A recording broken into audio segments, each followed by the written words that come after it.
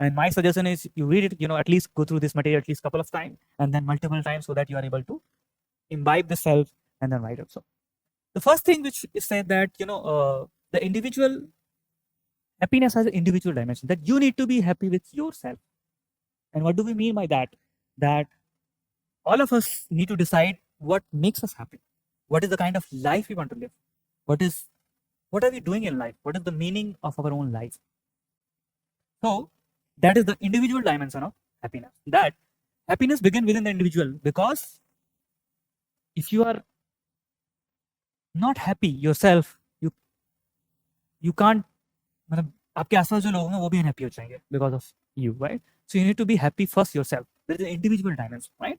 Not everyone in this class will derive the same benefits, because there is an individual component that you need to do what you are, as a student, you are supposed to do.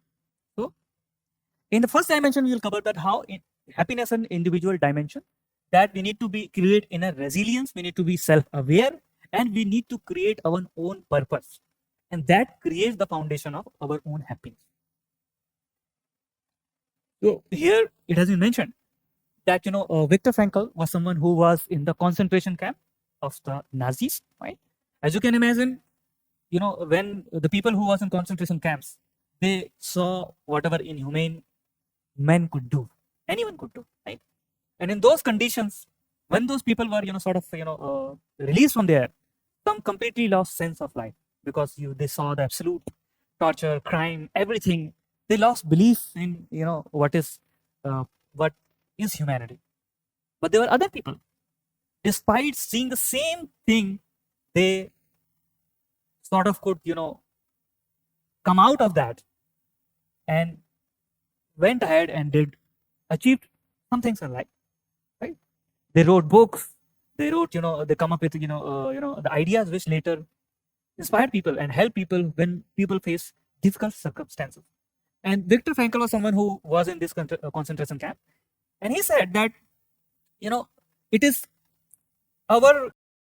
we need to find meaning in whatever we are undergoing this. We may feel, we may see a very difficult time, we may see failure, we may see everything collapsing around ourselves, but despite that, we have the ability to choose our attitude, that we can become better, we can become negative in those conditions, or we can decide to find meaning in those difficult circumstances also, and not completely lose faith in life and not absolutely give up.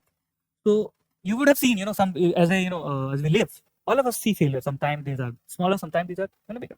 You get in the college you wanted to, sometimes you don't get. You get the job you wanted, sometimes you don't get. You may clear UPSC, you may not clear UPSC, right? But even in those circumstances, you would have to find meaning, and that is what Viktor Frankl has argued in his logotherapy. So in those circumstances, we see the clear difference between people who have this resilience, who have this ability to be self-aware and find meaning in the life. On the other hand, other people lose. So there is a psychological individual basis for happiness, individual component to the happiness. That is one point we are arguing, right? Then this also comes up, right? Some people can be happy, that they achieve something. After that, they enjoy life, right? On the other hand, someone like let's say Elon Musk, who has achieved financial success earlier, but he has done much more difficult things, right?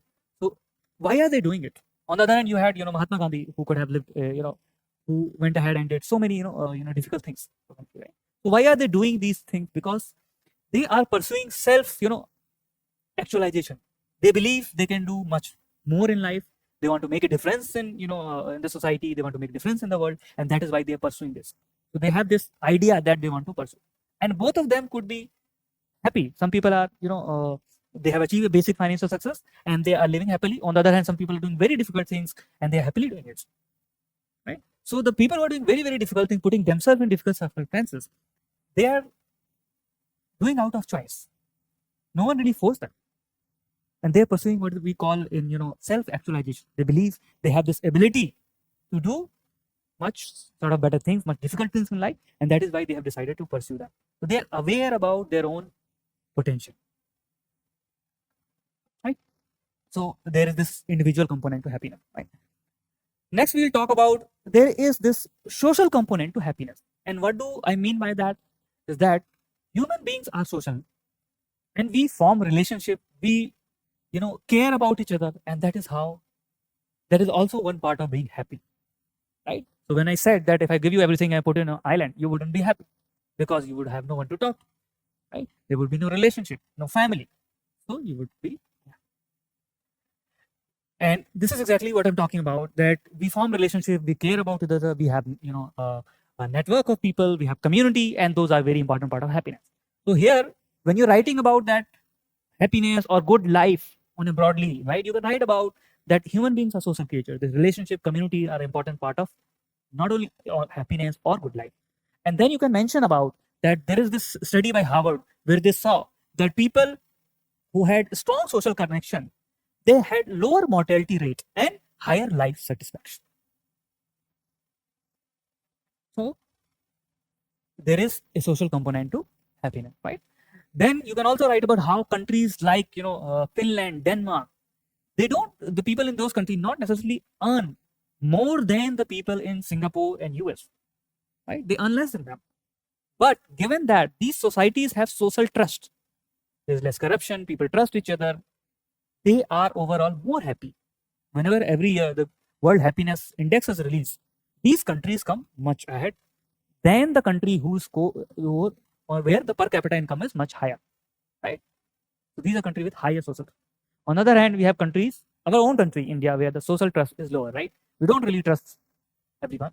It takes a lot of time to trust people in our country, right? So maybe that is why we are unhappy. Okay. So this is this social component talked about. Then let's say you are economically satisfied. The counter, the other way to argue this is that if you are, let's say economically you are better off, but you're consistently discriminated against, you are not going to be happy, right?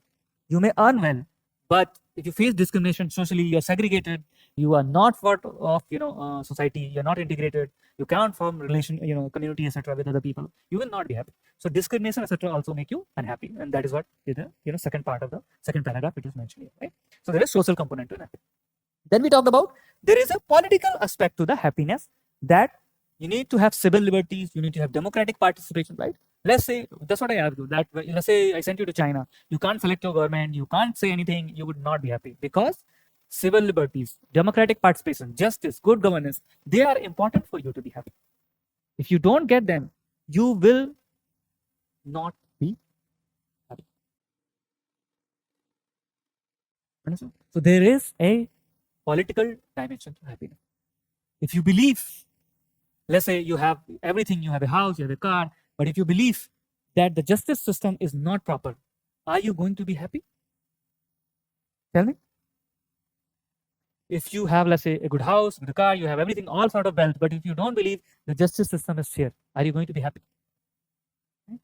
Because you will always live in this fear that if someday something happen, most of what you have can be taken away, right? So that is the justice part to the happiness. Understood? So here, for example, when you're writing about this, you can write about also about that a country's policies which are determined by the government plays an important role in happiness. For example, Bhutan has this policy of certain, what I'm talking about, that they have free education, healthcare. These are important. When the citizens are assured that their health will be taken care, the education they will get is good, that contributes to happiness. They determine that certain section of area will be forest. That is the political part which creates help in achieving the happiness in other ways, right? Let's say there is no tree cover, etc. Government decide we'll cut all the trees. Now the government decision will decide your other aspect of life. You may not get clean air, you may not see greenery, etc. And that also determines whether you're going to be happy or not. Understood? Right? So that is how the political the role the politics has in your happiness or good life, both of them, right? Then we talked about economic. You said that needs are taken care, you will be happy, right? But what we have been seen, that is absolutely correct, that if you don't get what is your basic need, you will be unhappy. But once you achieve your basic needs, you will not necessarily be happier. After a certain point in time, every incremental money you earn doesn't necessarily lead to more happiness, right? We can imagine, right? By that logic, someone like who's very rich in our country, Ambani, etc., they're not necessarily way happier. They must be happy than probably other people who don't have that kind of money. But it's not that they're, they have so much money, they have so many times more happiness in proportion to their wealth, right? Because that incremental money does not necessarily add to the happiness, right? So that is what it is. So here, it doesn't really add, well, negligible. That's what the point here. Additional wealth adds negligible to the wealth here, right? You can read this. Then, there are other part of happiness. For example, inequality creates this sort of unhappiness, right? Why does it create? Because we compare, right? मेरे पास baguette का bag है, उसके पास Gucci का bag, मेरे पास Titan की watch है, उसके पास Rolex की watch. We compare. That is something. But the thing is that you realize, this realization sets in that whatever you do, you're working hard, but you're not benefiting to the same extent. The rich, for the same output in the economy, the rich create much more wealth. You don't necessarily get the same amount of wealth. Understood? So that is where inequality undermines happiness, which we have written here. Then meaningful work is also important. For example, let's say I give you the money, but you want to become a civil servant. You want to, let's say, for earning certain amount of money, or let's say you want to become a doctor to earn certain amount of money. I make you engineer, right, and give you the same amount of money. You would not be happy because you have certain idea about what is the meaningful work. That is your own frame. You have decided that you want to become a doctor and contribute in this way, and that is what you find meaningful. Therefore, it's just not that you need to earn. You need to earn by feeling that you're doing something meaningful, and that is important. So your work need to be meaningful. Only then it will create happiness. It won't be that you're doing something, but you don't know what is final outcome of your work, but you get money and you'll be happy, right? And this is what Karl Marx had argued, that the problem with capitalism is that everything is broken down into various subparts, and you do the subpart, but you don't see how it finally leads to an output, how it makes difference to the people who purchase those products and services, and that is why we feel unhappy. Alienation of work. That is what he had argued. We'll study that, right? So that is your meaningful work. Then dignity, etc. Purpose in labor market. Leisure time is another thing, right? You need to be given Sunday off. Continuous classes will not work, right? That is why I actually wrote in the message that the class will be available online, because I understand, when we do this continuously classes, you can get tired, and I didn't want anyone who didn't feel like coming to come. That was the reason. So leisure time is important part of our happiness. We need to have that. We can't just be working all the time. Then there is ecological dimension to happiness. And what is the meaning here? That let's say you live in Delhi, right? Anyone living in Delhi now or anywhere in India now, we have, what is the quality of the air we inhale? So you are earning everything, but then you have this smog. When you inhale is really, really bad. You will have disease. Then you're not going to be happiness. There is ecological dimension to happiness, right? That you have air, water pollution, it will undermine happiness. You have disease, etc. It will add to stress, unhappy. ठीक है? दिल्ली में ये जो road rage होती है, when do they happen more? This is in the hot weather, because people are anyway वैसे भी गुस्सा आ रहा है, इतनी गर्मी है, ठीक है, और फिर थोड़ी सी मोटरसाइकिल किसी की कार में लग गई, अब दिखाता हूँ मेरा बाप कौन, right? So how this ecological. Then have you ever wondered, you must have noticed this, that when you go to hills, right, or you go to any beach, suddenly your mind is calm, you suddenly you feel better, right? You sort of find it peaceful, and you overall, we can argue, more happy. Why does this happen? Because we have this, our happiness is just sort of linked to the planetary health. We feel good when we go to in the nature, etc. We overall we feel good. That is the thing. Understood? So that is the point here. Then there, some countries have made this, Bhutan's forest policy. We have, PM 2.5, PM 10 level, right? So this is where you can actually use your general studies knowledge to make a point. But what you need to understand that your study of general studies will not suffice for essay. आप ये general studies का knowledge use कर सकते हो, लेकिन ये नहीं होगा कि आप जीएस पढ़ के ऐसे बेटर लिख लोगे. That will not happen, at least in the new topics which are coming in UPSC, right? So therefore you would need to study more for essay.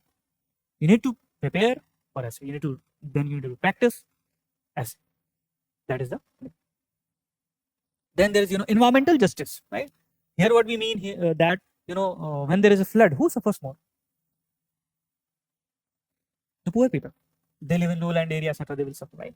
And you must have seen about a few days ago the picture went viral where there were two sides of the Delhi. On the one side there was greenery, etc., and houses were properly built. On the other side there was only houses, right?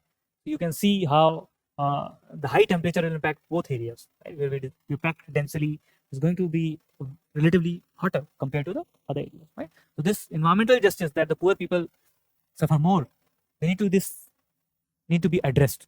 There need to be environmental justice. Otherwise, we will be unhappy. Right? That's it. Then nature also restores peace. That's what I mentioned earlier. That you go into forest, you feel happy. You go on Goa में जाते हो तो अच्छा लगने लगता है. क्यों अच्छा लगता है? ठीक, बस वो समुंदर देख के ही अच्छा लगने लगता है. So that is the point we're talking about. Forest therapy. So that is why we have this urban forest policy, etc. Then spiritual. There is a spiritual dimension, right? सब करने के बाद लोग यात्रा पे जाते हैं. That they go to different areas, temples, mosque, church. They spend time in this to find peace, to find happiness. So there is a spiritual dimension to that, right? So the people who sort of think about all those things, they are generally seen to be much more happier. So that is another aspect to the happiness, good life, etc. That's what I was talking about. So these all we have studied here are sort of the dimension of the happiness and the good life. In dimension पे आप सोच सकते हो, जब भी कुछ topic आता है उन पे आप लिख भी सकते हो. You are going to have this PDF, so no necessarily need to write down everything. You go and read all of this, right? My idea is to throw open these dimensions so you can think about that.